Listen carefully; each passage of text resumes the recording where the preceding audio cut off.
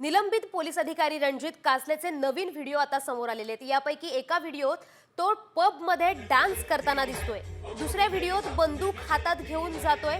त्यानं मोबाईलवर स्टेटसवर लाल किल्ल्यासमोरचा फोटो ठेवलाय, त्यामुळे तो दिल्लीत असण्याची शक्यता आहे। रणजित कासले आज पुणे पोलिसांना शरण येणार असल्याची सुद्धा माहिती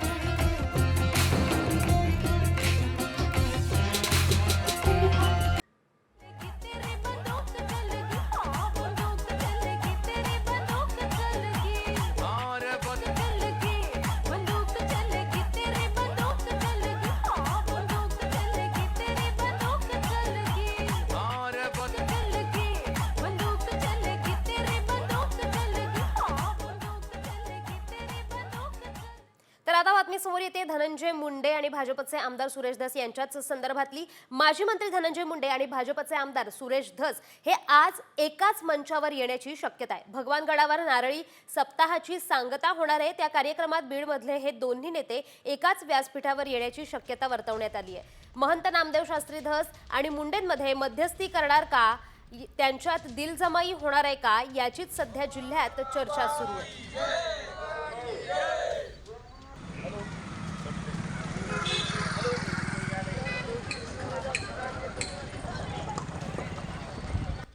मुंडे साहेबांच्या निधनानंतर आता सर्वांची जी इच्छा आहे आणि सर्वांचं जे नेतृत्व आहे ते आमचे धनंजयजी मुंडे साहेब आहेत, पंकजाताई बी आहेत। धनंजयजी मुंडे साहेब या ठिकाणी येत आहेत। संपूर्ण ग्रामस्थ आणि परिसरातील सर्व भाविक भक्त त्यांच्या स्वागतासाठी या ठिकाणी जमलेले आहेत। आता बातमी समोर येते नाशिकमधून। नाशिकच्या काठे गल्ली सिग्नल परिसरात अनधिकृत बांधकामावरून सलग दुसऱ्या दिवशी सुद्धा तणावपूर्ण शांतता आहे। परिसर सील केला गेलाय। संपूर्ण अनधिकृत बांधकाम हटवल्यावर सुप्रीम कोर्टानं कारवाईला स्थगिती दिली आहे। 21 एप्रिलला पुढची सुनावणी असणार आहे। तर इथल्या सध्याच्या परिस्थितीचा आढावा घेतलाय आमचे प्रतिनिधी अभिजित सोनावणे यांनी। पाहूयात। नाशिकच्या काठेगल्ली सिग्नल परिसरातील अनधिकृत धार्मिक स्थळाच्या वादावरून आज सलग दुसऱ्या दिवशी नाशिकच्या या सगळ्या परिसरामध्ये तणावपूर्ण शांतता आपल्याला पाहायला मिळते। काल पहाटेपासून महापालिकेने जे अनधिकृत धार्मिक स्थळ होतं त्यावर तोडक कारवाई सुरू केलेली होती, पाडकाम सुरू केलेलं होतं आणि दुपारपर्यंत संपूर्ण जे अतिक्रमित बांधकाम आहे ते पूर्णपणे हटवण्यात आलेलं आहे। मात्र त्यानंतर देखील या सगळ्या परिसरामध्ये पोलिसांचा मोठा बंदोबस्त तैनात करण्यात आलेला आहे। सोबतच या परिसरामध्ये येणारे रस्ते जे आहे ते सलग दुसऱ्या दिवशी देखील सील करण्यात आलेले आहे। बॅरिकेटिंग लावून पूर्णपणे वाहतुकीला बंद करण्यात आलेले आहे आणि नागरिकांना देखील या ठिकाणाहून प्रवेश दिला जात नाही आहे। कॅमेरामन प्रवीण काळबांडेसह अभिजित सोनवणे, साम टीव्ही, नाशिक। सर्व सविस्तर बातम्यांनंतर आता वळतोय वेगवान बातम्यांच्या आढाव्याकडे टॉप 50च्या माध्यमातून। धनंजय मुंडे आणि सुरेश धस हे आज एकाच मंचावर येण्याची शक्यता आहे। भगवानगडावर नारळी सप्ताहाची सांगता होणार आहे। त्या कार्यक्रमात बीडमधले हे दोन्ही नेते एकाच व्यासपीठावर येण्याची शक्यता आहे।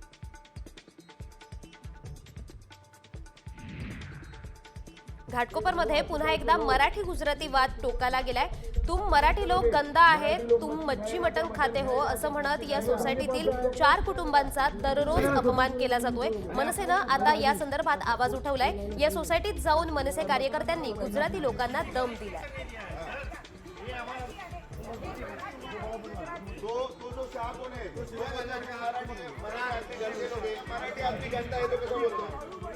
एकनाथ शिंदेंनी अचानक त्यांचं मूळ दरेगाव गाठलंय। उपमुख्यमंत्री एकनाथ शिंदे हे महायुती सरकारमध्ये गेल्या काही दिवसांपासून नाराज असल्याच्या चर्चा आहेत। शिंदेंनी केंद्रीय गृहमंत्री अमित शहांकडे महायुतीतील निधी वाटप पालकमंत्री पदावरून तक्रार केल्याचीही चर्चा होती। अशातच आता पुन्हा एकदा ते दरेगावला गेले आहेत।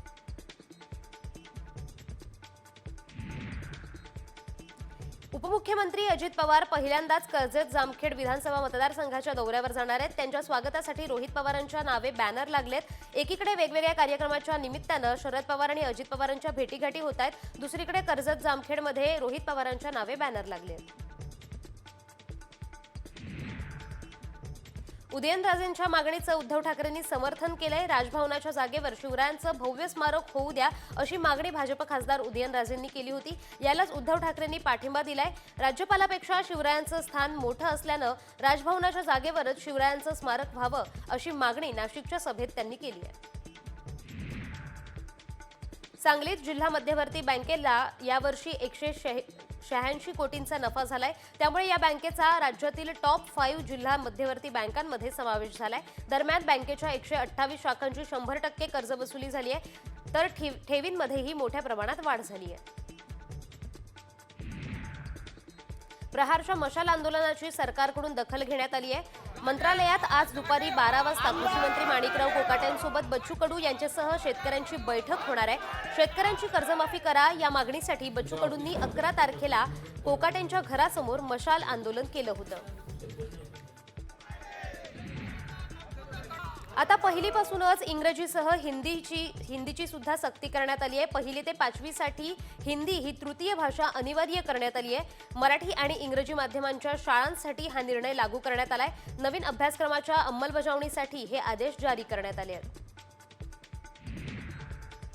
राज्यातील शाळांमध्ये शैक्षणिक वर्ष 2025-26 पासून नव्या अभ्यासक्रमाची अंमलबजावणी करण्यात येणार आहे. त्यामुळे नव्या अभ्यासक्रमासह शाळांचं वेळापत्रक सुद्धा बदलण्याची शक्यता आहे. राज्य अभ्यासक्रम आराखड्यात दैनिक, साप्ताहिक, वार्षिक वेळापत्रकानुसार सर्व शाळांमध्ये अंमलबजावणी करण्याचे निर्देश देण्यात आले आहेत.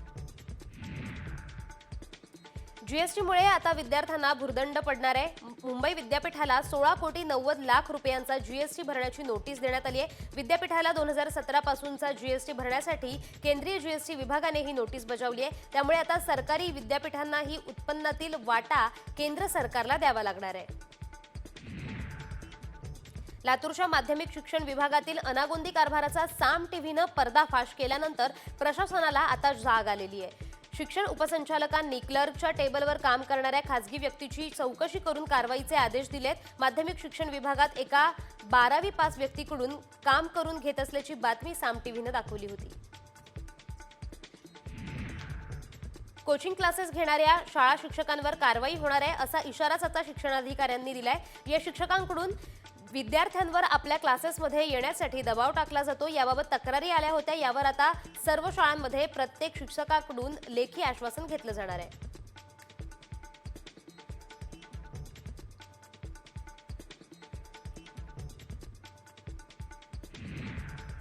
तर आता एक राजकीय कोटातून बातमी समोर येते, ती म्हणजे संभाजीराजे छत्रपती बावनकुळेंच्या भेटीला गेले आणि या भेटीचं कारण अद्यापही अस्पष्ट आहे. चंद्रशेखर बावनकुळे यांच्या निवासस्थानी या दोघांमध्ये चर्चा झाली आहे.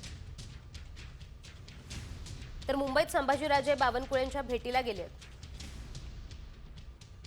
तर या संदर्भात अधिकची माहिती देत आहेत आमचे प्रतिनिधी गणेश कवडे. तर गणेश, काय सांगाल, या दोघांमध्ये संभाजीराजे छत्रपती आणि बावनकुळेंमध्ये भेट झाली आहे, नेमकी या भेटीत काय चर्चा झाली आहे, काय अधिकची माहिती आहे ते अद्यापही गुलदस्त्यात आहे. मात्र गेल्या काही दिवसांपासून राजेंनी वेगवेगळ्या पद्धतीचे प्रश्न आहेत ते देखील उपस्थित करण्यात आले होते सरकारच्या विरोधामध्ये आणि त्यामुळे नेमकं या सगळ्या प्रश्नासंदर्भामध्ये प्रदेशाध्यक्ष चंद्रशेखर बावनकुळे यांच्याशी काही संवाद करतात तर हे देखील पाहणं गरजेचं आहे. कारण की जर बघितलं असेल तर अमित शहा देखील ज्यावेळेस आले होते त्यावेळेस उदयनराजेंनी देखील एक प्रामुख्याने मागणी केली होती, ती म्हणजे अरबी समुद्रातील छत्रपती शिवाजी महाराजांच्या स्मारकासंदर्भातलं. त्यामुळे आता संभाजी राजे देखील कुठल्या प्रमुख मागण्या वगैरे काही बावनकुळेंकडे करतात का हे देखील पाहणं आता गरजेचं आहे. जी धन्यवाद गणेश दिलेल्या या माहितीबद्दल.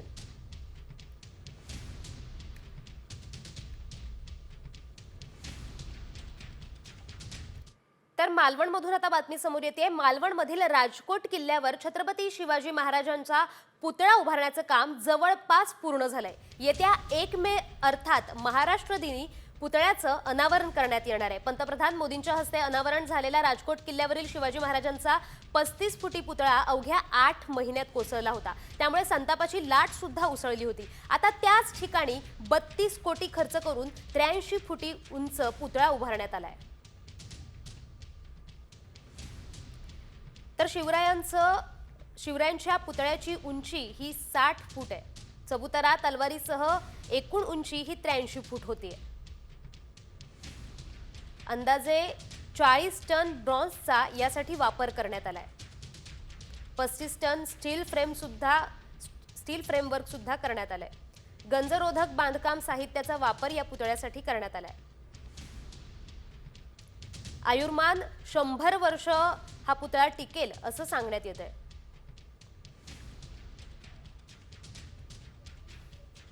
तर याच पुतळ्याचे शिल्पकार अनिल सुतार यांच्याशी बातचीत केली आहे आमचे प्रतिनिधी विनायक वंजार यांनी. पाहूयात. मालवण राजकोट येथील छत्रपती शिवाजी महाराजांच्या पुतळ्याचं जे काम आहे ते अंतिम टप्प्यात आलं आहे. आपण माझ्या पाठीमागे बघू शकता. इथे शिवाजी महाराजांचा जो पुतळा आहे हा ब्रॉन्झ धातूपासून बनवण्यात आला आहे आणि याची जी उंची आहे ती 60 फूट एवढी उंची आहे आणि तरवालधारी ही मूर्ती आहे. 1 मे रोजी या शिवपुतळ्याचं लोकार्पण होईल असं सांगण्यात येत आहे. आपल्यासोबत या संदर्भात बोलण्यासाठी अनिल राम सुतार हे मूर्तिकार आहेत, हे आपल्यासोबत आहेत. आपण त्यांच्याशीच बोलूया. सर, मला सांगा, या पुतळ्याचं जे काम आहे ते अंतिम टप्प्यात आलंय. कशा प्रकारे याचं काम सुरू आहे आणि याचं लोकार्पण कधी होईल? 1 मेला होईल आणि 95% आमचं काम झालेलं आहे. आणखीन 2-4 दिवसामध्ये पूर्ण आज तलवार लावले जाईल आणि 2-1 दिवसामध्ये पाठीमागची मयान आहे ती लावली जाईल. बाकी पूर्ण काम फिनिशिंग आणि पेंटिंग सगळं काम सुरू आहे. तर 1 आठवड्यात आमचं पूर्ण काम कंप्लीट होऊन जाणार आहे. डोक्यापासून खाली जमिनीपर्यंत जे आहे ते 60 फुटाची मूर्ती आहे आणि त्याच्यावर जी तलवार वर निघणार आहे ते साधारण 83 फूटपर्यंत जाईल ती आणि खाली 10 फुटाचा चबुतरा आहे ज्याच्यावर ग्रॅनाइट लावले जाणार आहे. विनायक वंजारे, साम टीव्ही न्यूज, राजकोट, सिंधुदुर्ग. तर राजकोटच्या शिवरायांच्या पुतळ्याचं आता काम पूर्णत्वास आलेलं आहे आणि त्याचं अनावरण महाराष्ट्र दिनी होण्याची शक्यता आहे. वळतोय वेगवान आढाव्याकडे टॉप 50 मधून. मुंबई ऊर्जा मार्ग लिमिटेड या प्रकल्पामुळे मुंबईला 2000 मेगावॅट अतिरिक्त वीज प्राप्त झाली आहे. या प्रकल्पामुळे मुंबईसह कल्याण, अंबरनाथ आणि पनवेलमध्ये विजेचा प्रश्न सुटणार आहे. यासाठी विजेचा टॉवर उभारताना ज्या शेतकऱ्यांच्या जमिनीवर हे टॉवर उभारण्यात आले ती जमीन त्यांच्याच नावावर राहणार आहे. तसेच त्यांना मोबदलाही देण्यात येणार आहे. हिंगोलीचे जिल्हाधिकारी राहुल गुप्ता यांनी नागरिकांच्या तक्रारी वेळेत सोडवण्यासाठी व्हॉट्सअप तक्रार निवारण सेवा केंद्र सुरू करणार असल्याची माहिती दिली आहे. हिंगोलीचा पदभार हाती घेतल्यानंतर पत्रकार परिषदेत जिल्हाधिकाऱ्यांनी ही माहिती दिली आहे.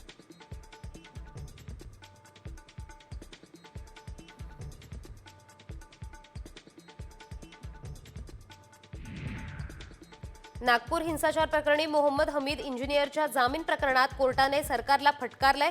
जामीन अर्जावरील अंतिम सुनावणी राज्य सरकारमुळे वारंवार पुढे ढकलावी लागतीये असं म्हणत 4 दिवसांनी अंतिम तारीख देण्यात आली आहे.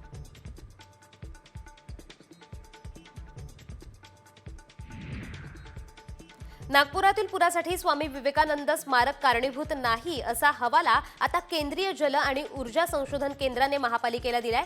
नाग नदीचा प्रवाह मार्ग अरुंद झाल्याने हा पूर आल्याचं त्या अहवालात म्हटलं गेलंय.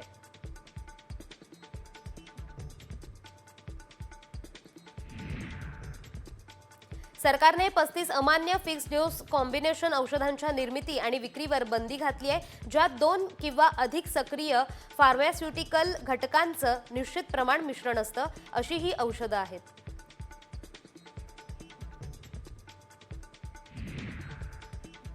सत्तावीस महापालिकांसाठी 100 रोबोट खरेदी करण्यात येणार आहे. सफाई कर्मचाऱ्यांचे मृत्यू रोखण्यासाठी राज्य सरकारने मोठा निर्णय घेतलाय. मुंबई, ठाणे, पुणे, नागपूर, नाशिक, अमरावती यांसारख्या महापालिकांसाठी रोबोट खरेदी केले जाणार आहे.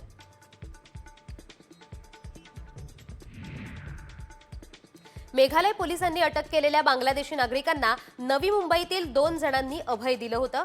हे समोर आल्यानंतर मेघालय पोलिसांचं पथक त्यांच्या अटकेसाठी नवी मुंबईत दाखल झालं. गुन्हे शाखा कक्ष 1 वाशी आणि अनैतिक मानवी वाहतूक प्रतिबंध कक्ष यांच्या संयुक्त पथकानं जबीर शेख आणि नुसरत काझी यांना ताब्यात घेतलंय आणि पुढील कारवाईसाठी मेघालय पोलिसांच्या ताब्यात दिलंय. धारावी पुनर्वसन प्रकल्पाअंतर्गत DRP कडून सर्वेक्षण सुरू आहे. मात्र काही झोपडपट्टीधारक सर्व्हेला सहकार्य करत नाहीयेत आणि त्यांना मुदतवाढ देऊनही त्यांच्याकडून प्रतिसाद मिळालेला नाहीये. त्यामुळे 15 एप्रिलची मुदत संपल्याने सर्वेक्षणात सहभागी न झालेले झोपडपट्टीधारक DRPच्या दृष्टीने अधिकृत ठरणार असल्याची बाब समोर आली आहे. धारूरमध्ये घरकुलाच्या हप्त्यासाठी लाभार्थी आता आक्रमक झालेले आहेत. लाभार्थ्यांनी धारूर पंचायत समितीत घरकुल विभागाच्या अधिकाऱ्यांनाच पाऊण तास कोंडलं होतं। या घरकुलांचा पहिला हप्ता 22 फेब्रुवारी रोजी जमा करण्याच्या सूचना होत्या, मात्र अजूनही हप्ता जमा झालेला नाहीये, त्यामुळे लाभार्थी आक्रमक झाले।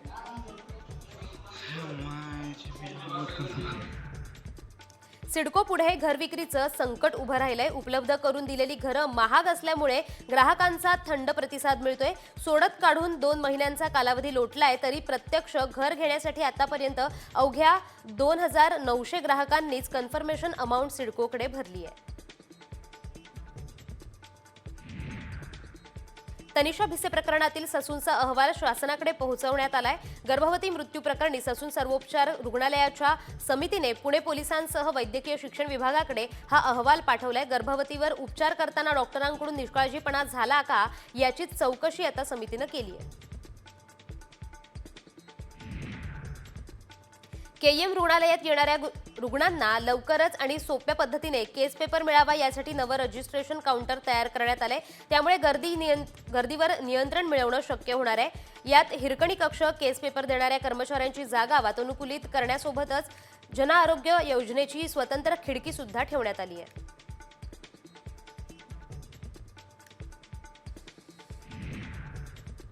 बीडच्या 22,000 महिला कर्करोगाच्या उंबरठ्यावर आहेत। ऊसतोड मजूर महिलांची संख्या यात सर्वाधिक आहे। या महिलांमध्ये गर्भाशयाच्या कर्करोगाचं प्रमाण वाढतंय।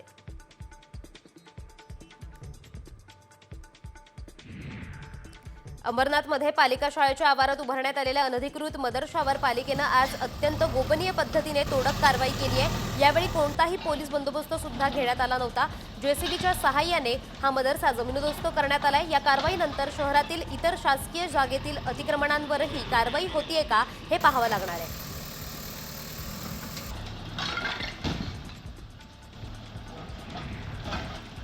मालवण राजकोट किल्ल्यावर छत्रपती शिवाजी महाराजांचा पुतळा उभारण्याचं काम जवळपास पूर्ण झालंय। येत्या 1 मेला पुतळ्याचं अनावरण करण्यात येणार आहे। इथेच आधी बांधलेला 35 फुटी पुतळा अवघ्या 8 महिन्यात कोसळला होता, त्यामुळे संतापाची लाट सुद्धा उसळली होती। आता त्याच ठिकाणी 83 फुटी उंच पुतळा उभारण्यात आलाय। सिंहस्थ कुंभमेळ्यासाठी त्र्यंबकेश्वरमध्ये विकास कामं तातडीने होणार आहेत। त्यासाठीचा प्रस्ताव 29 एप्रिलला कॅबिनेटमध्ये सादर करण्यात येणार आहे, अशी माहिती सूत्रांनी दिली आहे। मंगळवारी कॅबिनेट बैठक आयोजित करण्यात आली आहे। 2026-27 मध्ये त्र्यंबकेश्वरात कुंभमेळा होणार आहे।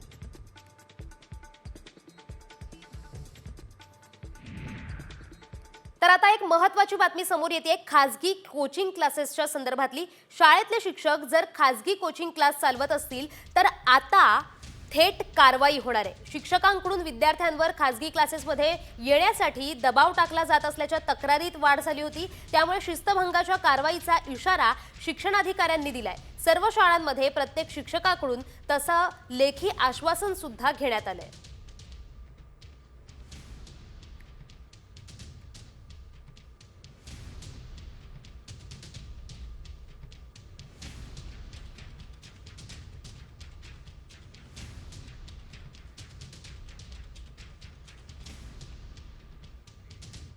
तर आता पुढची बातमी समोर येते। नाशिकमधून नाशिकच्या काठेगल्ली सिग्नल परिसरातील हिंसाचार प्रकरणी 1400 ते 1500 जणांवर आता गुन्हा दाखल करण्यात आलेला आहे। आतापर्यंत 57 संशयित आरोपी निष्पन्न झाले आहेत, तर 25 जणांना नाशिक पोलिसांनी अटक केली आहे। तर या संदर्भात अधिकची माहिती देत आहेत आमचे प्रतिनिधी अभिजित सोनावणे। तर अभिजित, काय सांगाल की आता नाशिक पोलिसांनी काहींना अटक केलेली आहे, तर आतापर्यंत 57 संशयित आरोपी निष्पन्न झालेत, काय अधिकची माहिती? नाशिक पोलिसांनी आता ज्या जमावाने पोलिसांवर दगडफेक केलेली होती, हिंसाचार केलेला होता, त्यांच्या विरोधामध्ये कठोर कारवाईला सुरुवात केलेली आहे। ठिकठिकाणी पोलिसांकडून संशयितांची पकड केली जाते, संशयितांचा शोध घेतला जातोय। सोबतच हा सगळा हिंसाचार जो आहे तो पूर्वनियोजित असल्याचा पोलिसांना संशय आहे आणि त्यामुळे पोलिसांनी जमावाने दगड, टाईल्स, विटा पोलिसांवर फेकलेल्या होत्या, त्या देखील आता फॉरेन्सिक लॅबमध्ये तपासणीसाठी पाठवण्यात आलेल्या आहे। विशेष म्हणजे पोलिसांनी ज्यांच्या विरोधामध्ये गुन्हा दाखल केला त्यामध्ये संशयित आरोपींमध्ये काँग्रेसचे हनीफ बशीर असतील, ठाकरेंच्या शिवसेनेच्या निलोफर शेख असतील, शरद पवार गटाचे राष्ट्रवादीचे आरिफ हाजी पटेल असतील, अशा जणांविरोधामध्ये हा सगळा गुन्हा दाखल करण्यात आलेला आहे। एकूण 57 जणांविरोधामध्ये हा गुन्हा दाखल करण्यात आलेला आहे आणि इतर 1400 ते 15 धन्यवाद दिलेल्या माहितीबद्दल।